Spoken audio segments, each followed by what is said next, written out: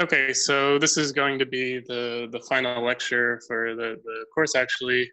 And so we'll just continue talking a little bit more about a few algorithms related to spanning trees.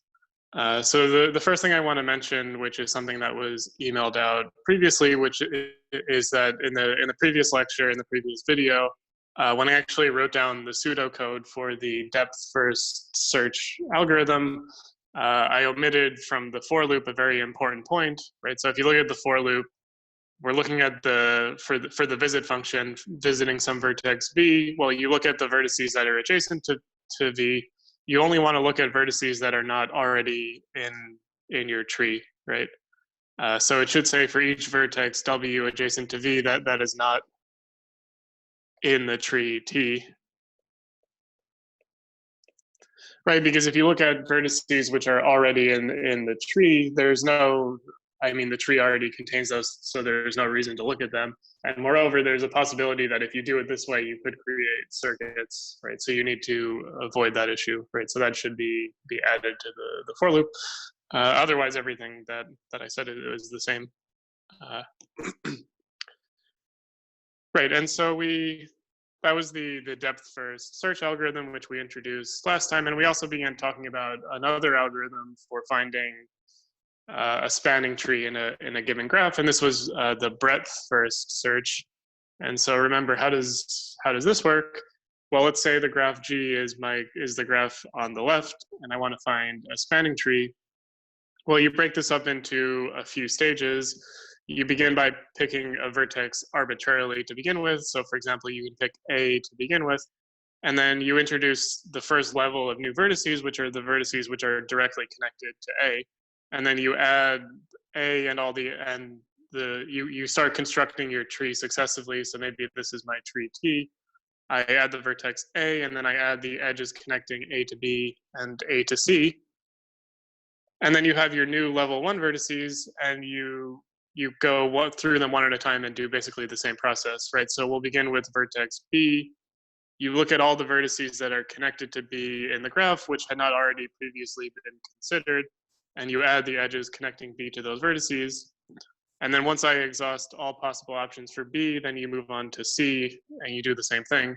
It turns out here that, well, C is only connected to A and D, and those are already in the tree, so when we move on to C, we don't do anything. Right, and then so this results in the next level of vertices to consider, which is my new set of B and G, and then you continue on, right? You look at things that are connected to D that haven't already been added to the tree. So in this case, H that haven't already been added to the tree or the level set. So H is the only thing connected to D that was not previously added, and so I would connect that edge. Notice that D is also connected to G, but I don't want to connect D to G because then I would create a circuit.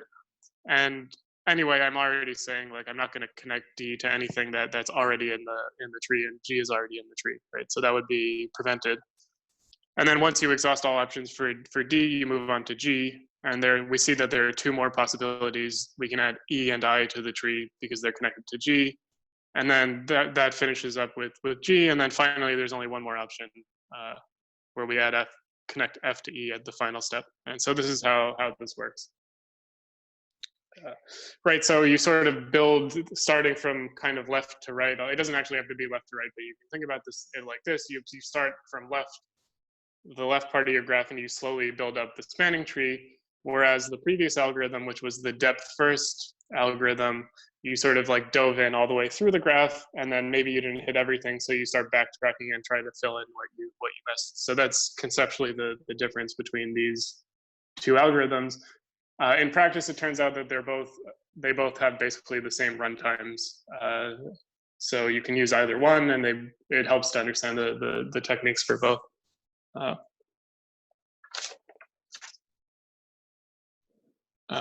Right.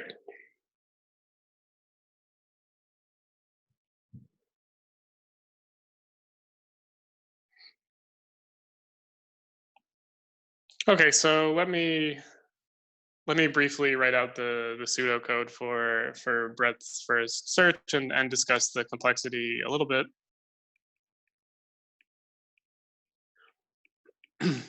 I guess it helps to, I mean, of course you can read the pseudocode in the textbook. It helps to see how you would convert this idea that we talked about in the last example to an actual written algorithm. And so we'll write out the structure. And so notice that here, the main important quantity to keep track of is like this set of distinguished vertices at whatever level you're working with. And notice that we update this set, right? So I began with, you can say you initialize with sort of the empty set, and then you add A to begin. And then I replace A by 2 more vertices, and then I keep replacing them based on how I'm constructing the tree. And so this is how the code is going to be written. So let me call this procedure BFS. And so the input will be a connected graph G with vertices, say, V1 up to Vn. Right, and so we'll initialize with some tree. And so the tree is just going to contain the starting point like it did with A before. So it's going to be the tree containing just the vertex V1. You have to pick some order, so let's just assume we've been given an order. For example, you could use alphabetical order on the letters of the labels, or something like that. And then we're going to have our list L, which is going to begin empty. Right, and so this list L will be for the vertices as in the previous example.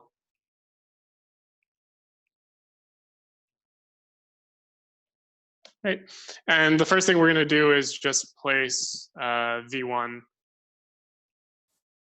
in L. So this is like step 0, right? And so now we're going to, right, so I basically just talked about level 0 here, and what we're going to do now is code or write out how you would code the next steps. And we're going to do it, there are a few ways to do this. I'm going to do it the same way as it is in the book. And so we're going to use a while loop.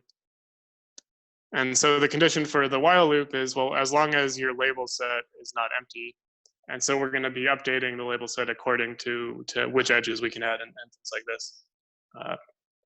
Right, and so what we'll do first is remove the first vertex from L.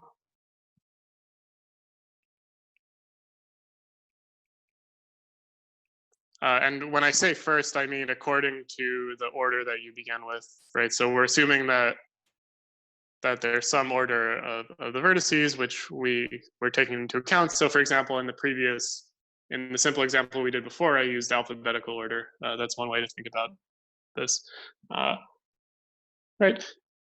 And so what we're really doing here is, right, so remember we started with A, and then we moved from A to the B and C. So I removed A from my label set, and then I added in the 2 things that were connected to it. So that's why I'm first removing something from L.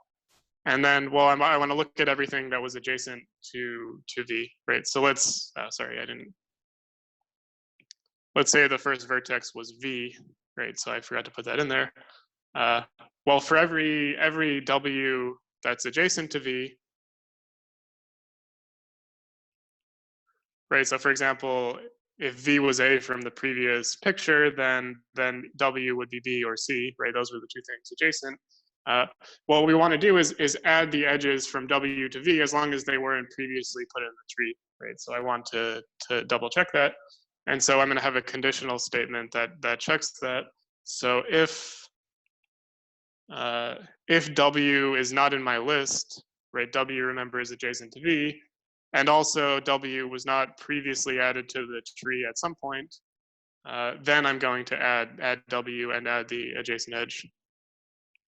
Right, so I want to add W to the end of the list. Right, maybe you have to update the order. It's a minor technical point, which is something that would arise when you actually implement this. But for the pseudocode, we can be a little ambiguous about that. Just put it at the end of the list. And then we also want to add W and the edge connecting W to V to our tree, right? Right. And so you do this for each W adjacent to V. And so what this for loop does is, as long as W was not previously added to the list at some other step, and as long as W is not already in your tree, well, then it puts W in the list, and then it adds the edge connecting V to W to the tree. And you do this for each vertex which is adjacent to V. And remember, you also have deleted V from the list, right? And so then once this for loop runs out for V, V is no longer in the list, but you could have potentially added a few other vertices, which are the W. And so you keep repeating for each of those W, which is exactly what we did in the previous example. And so this is it, right? And so at the end, you would return. Eventually, you hit all the vertices. So when you hit all the vertices, eventually you're going to remove everything from L if there's nothing else you can do. And so then eventually L will be empty since there are only finitely many vertices, and therefore the while loop stops. And then you're just going to return the tree, right? And so this is the code for the pseudocode for what we just did in the previous example. Right, and so what is the complexity? Well, it's going to be the same as for the depth first search. And why is this? Well, think about like how this works. I mean, in the worst case scenario, every edge in the graph may be examined twice.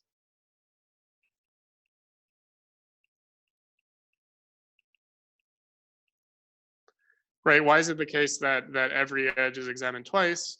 Well, let's suppose I have an edge E between a vertex V and a vertex W. Well, the algorithm is going to look at this edge when it looks at V, and it's also going to look at this edge when it looks at W. So it's going to look at it twice, right? Right. So once for V, once for W.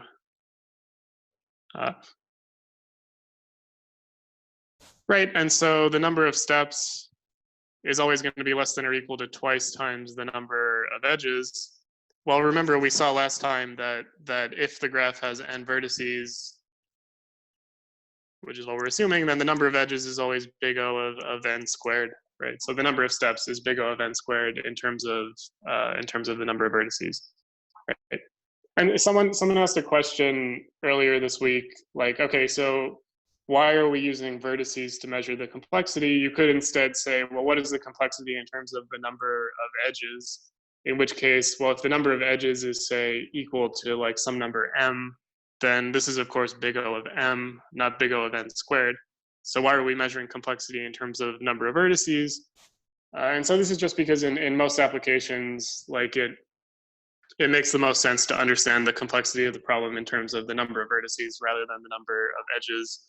For example, like if you have like some kind of like social media network, right? The important data points are the different people, which are going to be the vertices, not the edges, right? So you want to understand complexity in terms of number of people, not in terms of the connections between the people, which will be more, right? So that's one reason. Okay, and so that's everything I wanted to say about just the two algorithms that we have for finding spanning trees. And so for the final topic of the course, we're still going to be talking about spanning trees, but we're going to look at weighted spanning trees, right? And so we're going to look at the problem of finding, right? Suppose G is a weighted graph. Right, so let me just copy down an example. Right, so let's say I have this graph.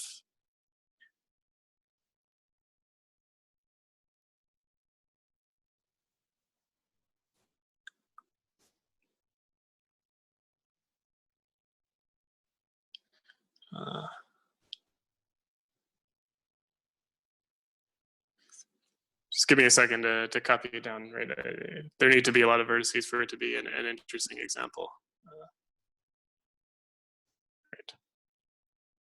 Right, so let's say this is my graph G, and let's suppose I have some weights on the edges.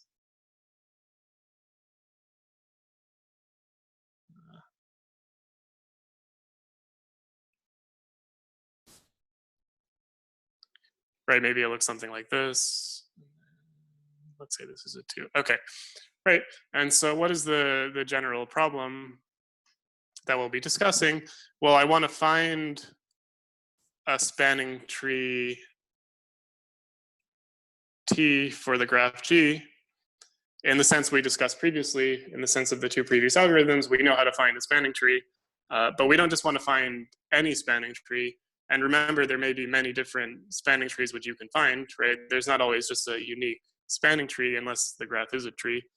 I want to do so such that the weight is as small as possible. So with the sum of the weights in the tree,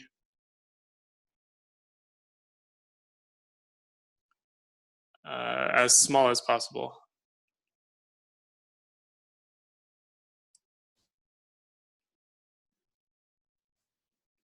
Right, and so such a tree is called a minimum spanning tree. Right, so we want to talk about how to find a minimum spanning tree. I mean, if you look at this graph, I can just by eyeballing this graph, I can just find a spanning tree, right? So let's look at these vertices. I have A, B, C, E, D, F, and G. Right, I can go from A to B, A to C, C to E, E to F, F to D, and D to G. And so what is the total weight of this tree? Well, I have 1, 2, 5, 1, 5, and 2. Right, so if I add these up, I get 16. Right, for this particular example. And so the question is, well, is this the smallest?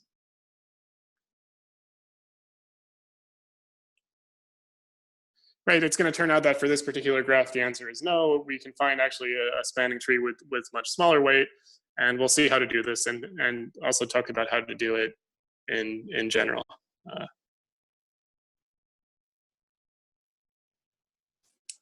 Right.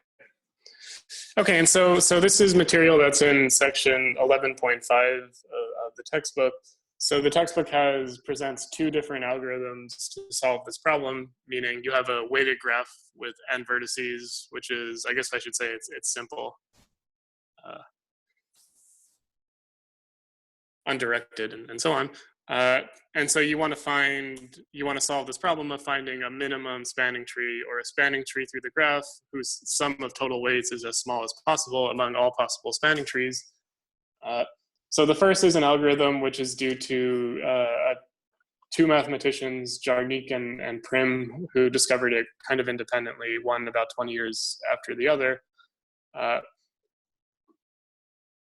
And so that algorithm is written out in detail in the textbook, and also it's proven in the book that it works. And then the book also mentions a second algorithm, which is due to a mathematician named Kruskal, which is discussed in the book, although it's not proven that it actually works in the textbook. So what I'm going to do is talk in detail today about Kruskal's algorithm, because some of the important material related to this algorithm is not in the book. And if you want to learn about the other algorithm, you can read the textbook as well. It also turns out that Kruskal's algorithm, for most purposes, is easier to understand, and also in general, I think a little bit faster. Although for certain graphs, they're comparable. The two algorithms in the book are comparable. Right. So we're gonna look at something called Kruskal's algorithm. And this is an algorithm which solves the previous problem and finds a minimum spanning tree.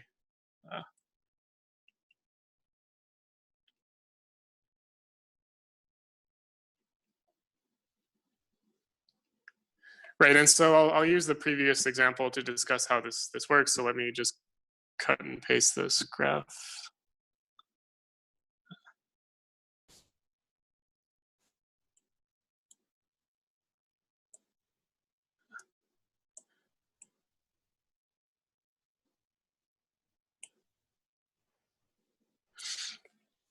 Right, and so how does this algorithm work? Well, the idea is actually relatively simple. So this is one version of a type of greedy algorithm, if you remember when we discussed greedy algorithms before. And so what you're going to do is just successively add edges with smallest weight. So you do kind of like the most obvious thing that you could try.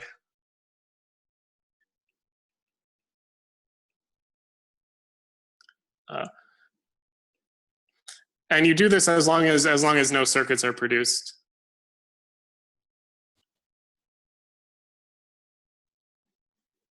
right? Of course, you don't want to produce any circuits or else you wouldn't have a tree, right? And we're trying to find a tree.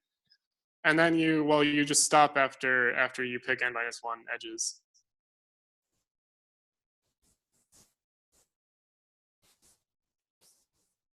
Right, and where is n coming from? There are n vertices, right? Remember, if you have a tree on n vertices, it has to have n minus 1 edges, right? So that's when you stop.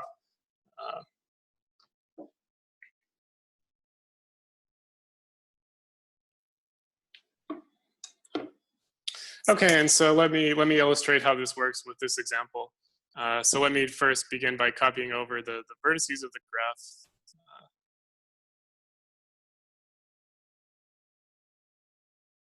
You'll see in a second why I'm first copying over the vertices.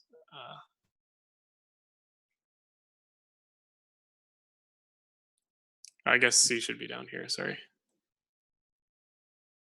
Right, and so then what I'm gonna do is right, so what's the first step I mentioned in the idea, which is, well, successively add the edges with the smallest weight. So what is the smallest possible weight here? Well, notice there's a bunch of edges that have 1 as their weight. So what I'm gonna do is add all the vertices, or all the edges which have weight 1, as long as I don't produce any circuits, right? So I guess let me use a different color for the, right? So I have the edge between A and B, which has weight 1. I have the edge between, well, notice there's an edge between C and D, which has weight 1, right? So I'm only looking at the edges which have weight 1 right now, right? So there's an edge between E and F with weight 1, and an edge between F and G with weight 1, right? And so I've just looked at all the edges with weight 1. So notice that the picture I have at this stage is not connected, right? So in particular, it's not a tree, because trees have to be connected. Although it is a bunch of 3 different trees which are disconnected, and so we'll see that eventually they get linked up. Right. So I first looked at vertices with weight 1, which was the smallest. Right, and so now let me add vertices which have the next largest possible weight. So, well, there's a few vertices with weight 2.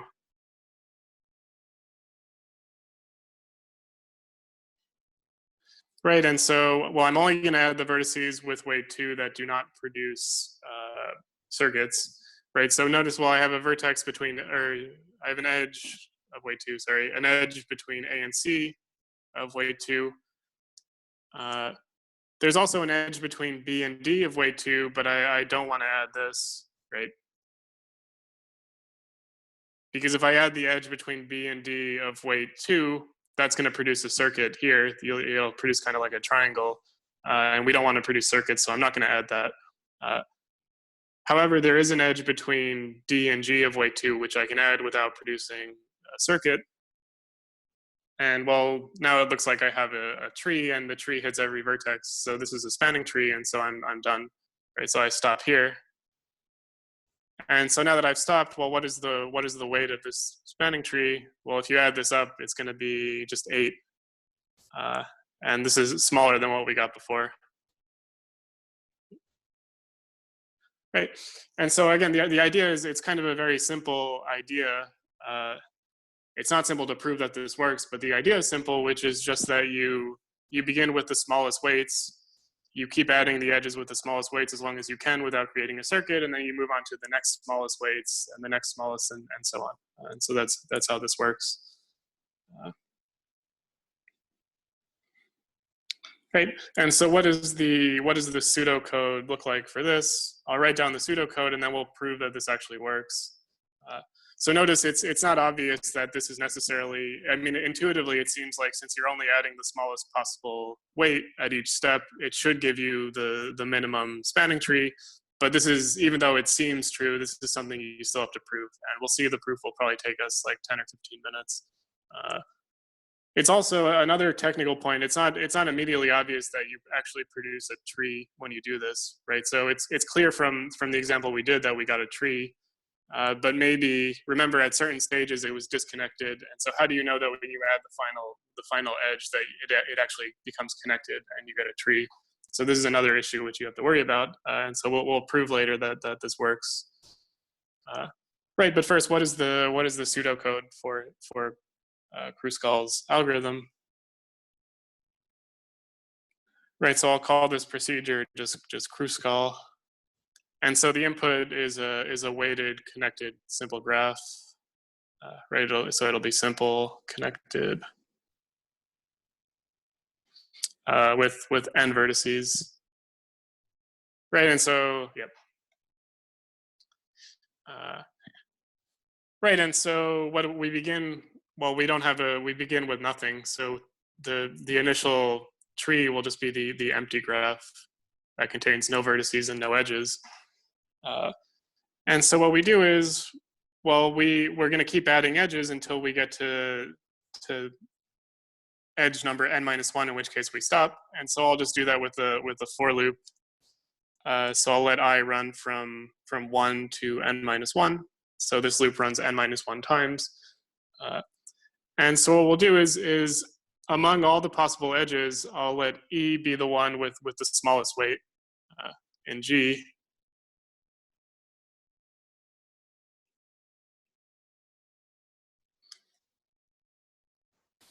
That also, remember, we need a second condition. Well, we're going to add the edge with the smallest weight, but we're only going to do that as long as it doesn't produce a circuit, right? So that does not produce a circuit when added to T.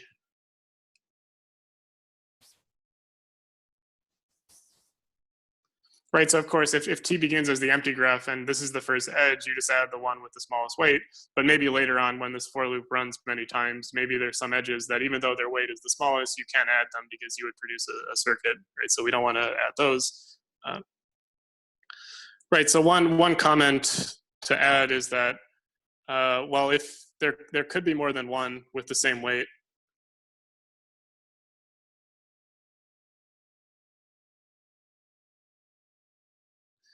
And so the way you deal with that is you can one way to do this is just to assume that you've ordered the edges at the beginning, right? So pick based on an order of the edges, or you could have your computer like randomly pick from the set of edges with equal weight or something like that, right? So this is kind of an issue for implementing it, which you can solve in a few different ways. The simplest, I think, is just assuming that you order the edges and then you pick, if you have two with the same smallest weight, you just pick the one that's first in the order and then you're fine. Right, and then, right, of course, we want to update the tree by adding adding E to the previous version of T. And then, right, so this runs, you add n minus 1 edges. After you add n minus 1 edges, you just stop. And so the for loop will end. And then we just return T, and then we're done. Right, and so this is just the process we described before.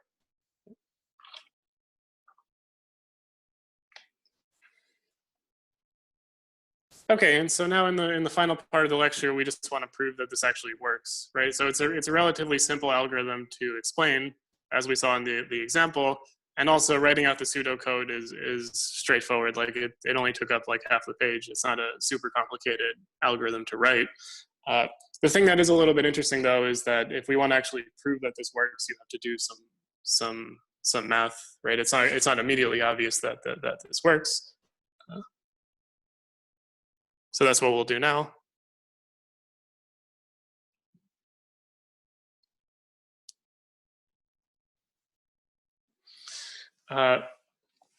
Well, the first thing we need to do is actually show that T is a tree, right? So if you go back and look at the procedure I've written out here, is it actually guaranteed that T is a tree? Well, that's not necessarily obvious. It's guaranteed that it has n minus 1 edges and n vertices, but it may not be a tree. Right? So that's the first thing.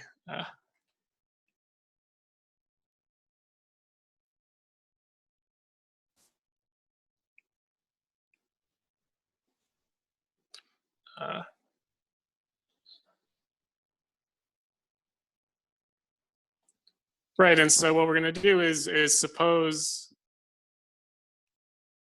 T has k different connected components. We want to show that it only has one component, so we want to show k is equal to 1.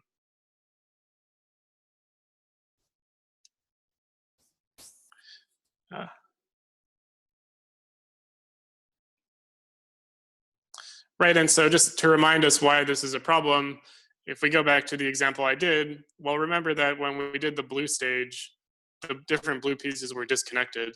And so how do you guarantee in general that when you move on to the next stage that it actually connects everything together, right? So this is what we're worrying about now. So we want to double check. Right, and so the main point is that even though the different pieces may be disconnected, remember that they have to be trees, right? There can be no circuits because the algorithm has been written so that there's no circuits, right? Right, so each connected component of T has to be a tree because the algorithm is written so that there's never a circuit produced.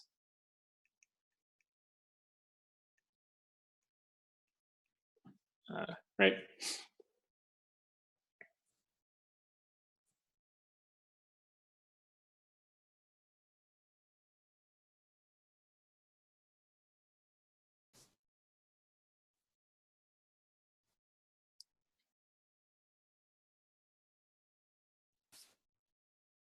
Right, sorry.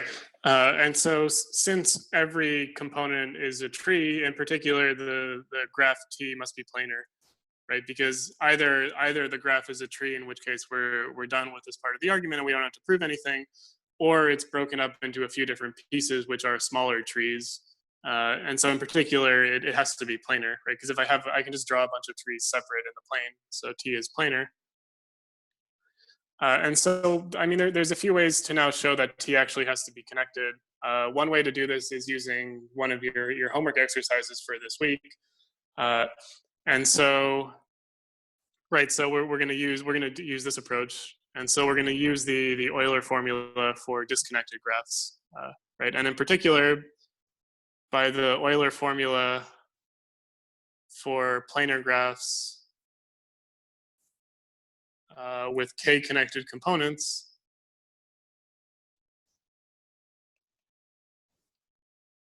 well, you'll see in your homework this week, maybe you've already done it, that you can show that the number of vertices minus the number of edges of the graph, and then plus the number of regions has to equal K plus 1, where K is the number of connected components. Right, and then the number of this is the number of vertices for the larger graph.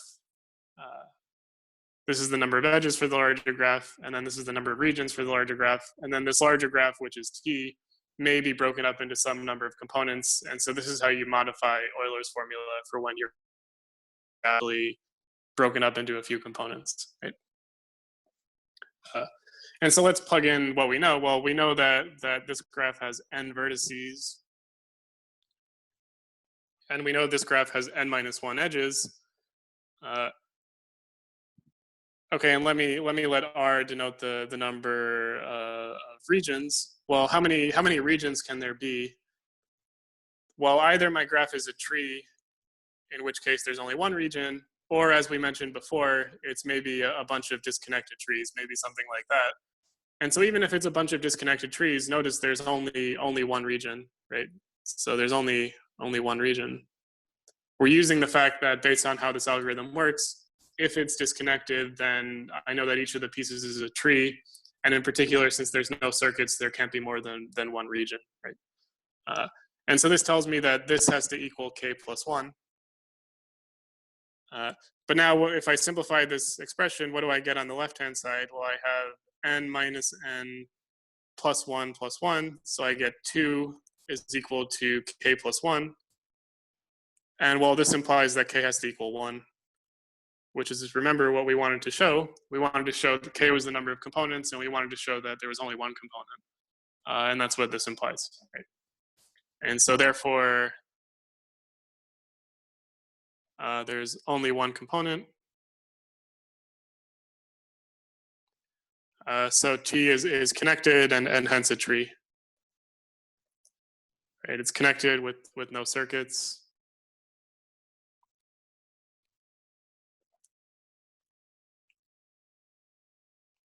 Right, and it also has to contain every vertex from the graph, and so therefore it's a tree.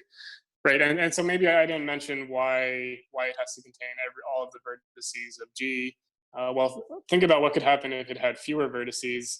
Well, if it has less than n vertices, but it still has n minus one edges, you can see that that can only happen if you produce a circuit somewhere. And so that's maybe something you can check on your own, or pause the video and check it now. It's not too hard to show that, right? And so what we've proved now is that so even though it may not be a minimum spanning tree, the algorithm always produces a spanning tree.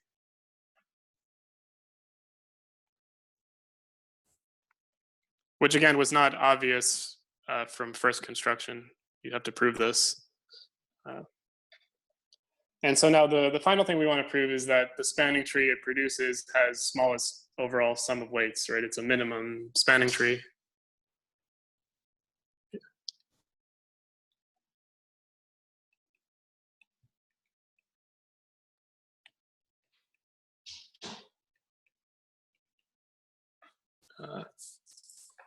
Right, and so this is the last step. And so this bit of the argument requires a little bit of a clever idea. And so what we're going to do is set up a kind of an inductive argument. So I'm going to consider the following statement.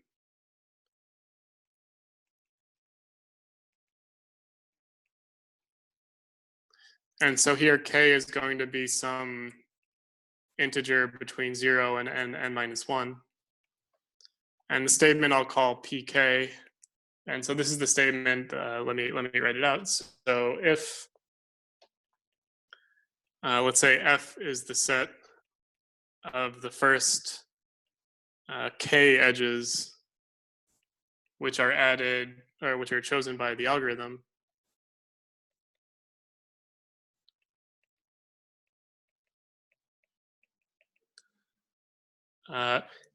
then there exists a minimum spanning tree of the graph, of the larger graph, which contains those edges.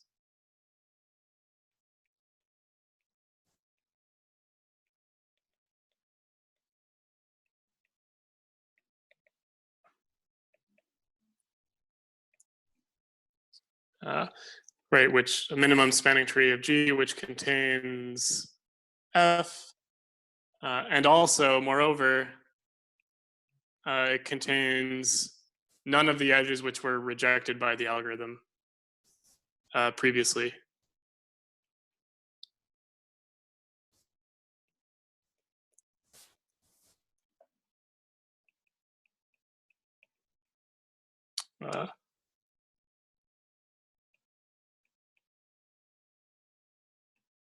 Up to stage K, right? So K is the stage that we're working with. And so what do I mean by rejected by the algorithm? Well, what are the edges rejected by the algorithm? So these were the smaller weight edges, which could have been considered, but would have produced circuits.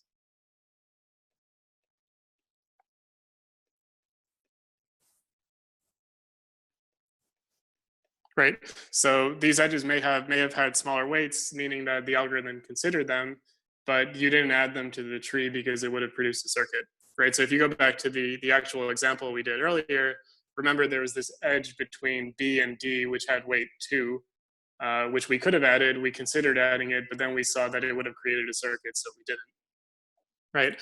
And so the claim here is that if I'm at stage K of the algorithm and I've picked K edges, then there must exist a spanning tree of the whole graph which contains those K edges, and also which does not include any of the edges which were rejected up to that point.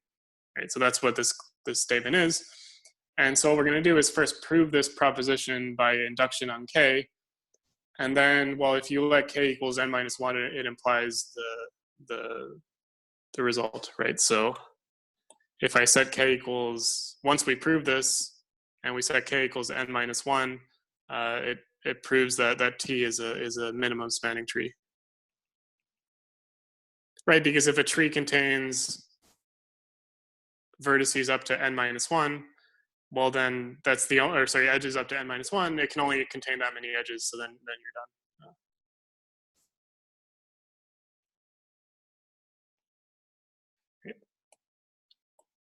And so what we'll do is prove pk by induction on k.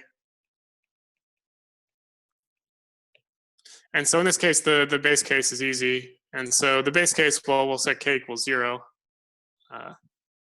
So this is like right when the algorithm begins. Well, then any minimum spanning tree of G works.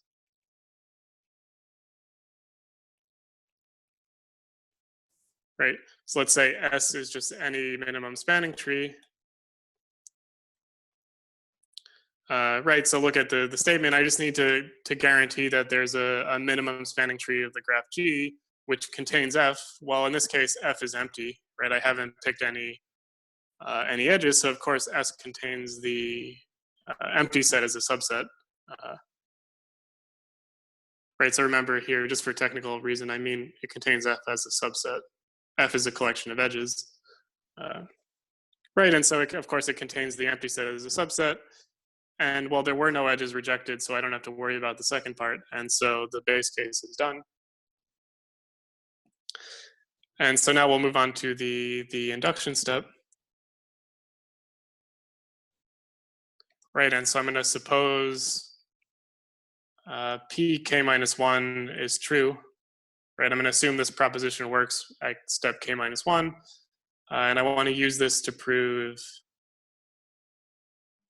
pk. Right, and so this is the more involved part of the argument. And so, right, so let F be the set of the first k edges chosen in the algorithm.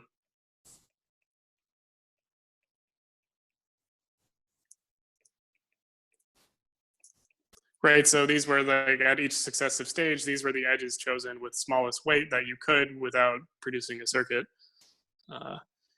And let's label them, say, E1, E2, up to EK minus 1, EK. Right, well, now we're going to use the induction hypothesis. Right, notice I can apply the induction hypothesis to the first k minus 1 edges because that's what it relates to. So by pk minus 1, which we know is true, well, we can find a minimum spanning tree, which I'll call S,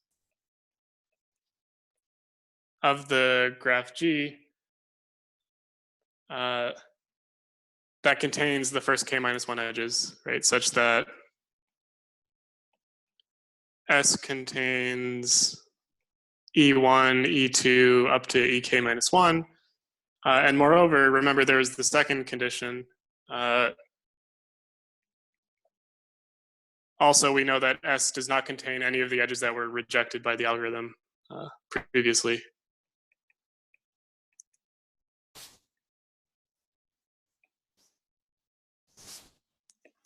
Right, rejected up to stage k minus 1.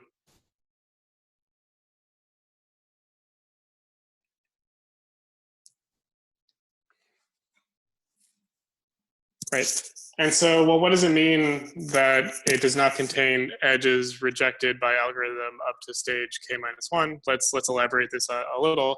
So suppose that E1, E2, EK minus 1, these are the first edges of S, and then let me complete the rest of the edges of S by, let's say, little sk, sk plus 1, up to little s n minus 1. Well, since S does not contain any of the edges rejected by the algorithm, that means that none of these are among those rejected up to stage k minus 1.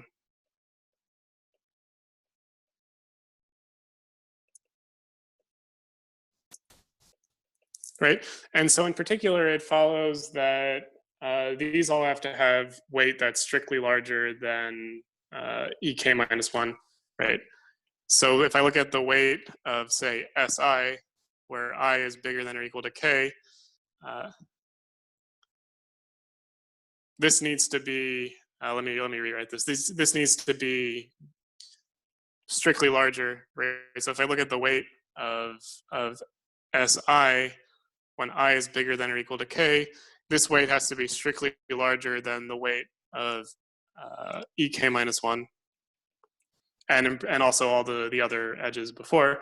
Why is this? Well, if the weight was less than or equal to this number, then it was among one of the levels where we were looking at weights of that size. And so, well, for one, we know it's not one of the edges that were chosen. If it wasn't one of the smaller edges that were chosen, it's one of the smaller edges that were rejected because it would have produced a circuit. And so therefore, well, I'm excluding that possibility. And so therefore, the only way that these edges could be in my tree S is if their weight is strictly larger. And so we're going to use this fact to complete the proof.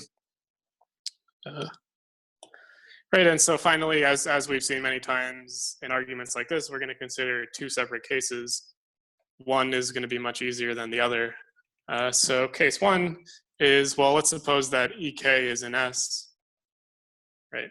It's certainly possible that maybe, like, for example, SK is equal to EK. We're not saying that that's not a possibility. This is just one of the cases. Well, then I can use S to prove PK. Right, because now S is a minimum spanning tree by definition of S, and moreover, since SK is equal to EK, it doesn't contain anything that was rejected, right? And it contains everything from F, right? Right. So in particular, it contains all edges in F, which is the main thing we needed. Right, and so this case is straightforward. And so now the only remaining case, of course, is when EK is not in S. And so this is where you need the clever trick, which is the following. So note that S is a tree on n vertices with n minus 1 edges, right? And it's connected. Right? It has to be connected to be a tree. So if we notice that if we add, I'm going to form a new graph by adding EK to S, right? So I take S and I union wherever I can, like at the vertices that EK connects, I add that to the graph. This has to produce a circuit.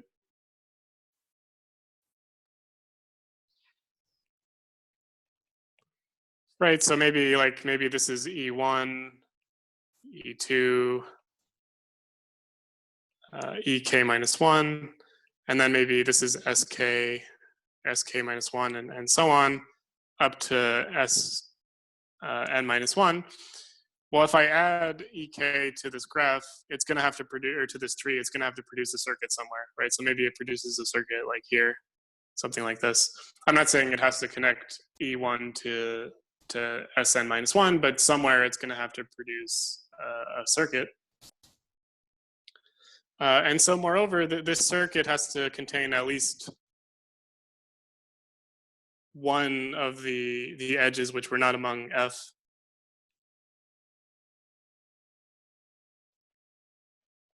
Right, so at least one SI, which is not, remember, not in F by construction. Right, so SI is not among the E1, E2 up to EK. And so what I'm going to do is remove this edge.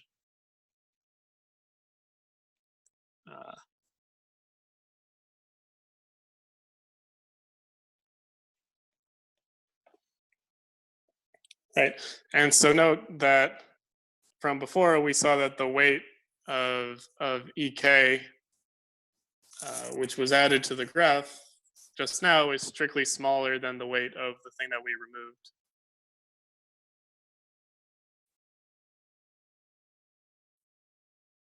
Right, and so, well, the new tree, which I'll call, let's say, S with a tilde, it's going to be, well, I take S union EK, and then I subtract from that EI, or SI, sorry. Well, in the worst case scenario, I mean, there's no way for the weights to get bigger because I remove something and then added in something which is smaller. And so this has to be a minimum spanning tree. Right, and it contains all the edges from F.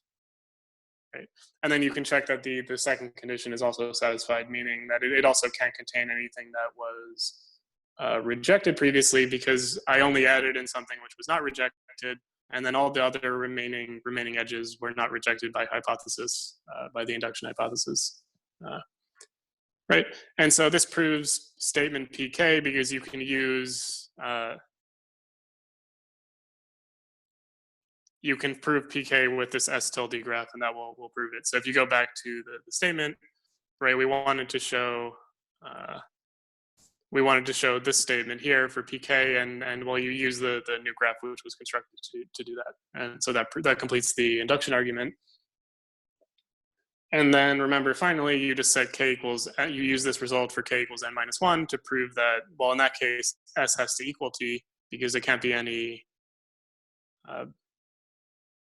because it contains all the edges of T, right? And so then you're done, right? So the summary is that this is I think a relatively simple, straightforward algorithm to like understand how it works. And I mean, most people would be able to just come up with this as an idea for what to do to solve the problem. The tricky part is proving in general that it does actually work, which takes a bit of effort, as we just saw. All right, so that's it for today. If you're interested in these types of problems, I would also recommend looking at, in the textbook, at the Prim-Jarnik algorithm, which is a different way of solving this problem. I think the proof is just as difficult, right? It's not like any easier. And so there's also a discussion about the complexity of this algorithm, which I'm gonna skip. But you can look at that if you're interested. It turns out that this algorithm, I think, is in general just a little bit faster than the Prim-Jarnik algorithm, right?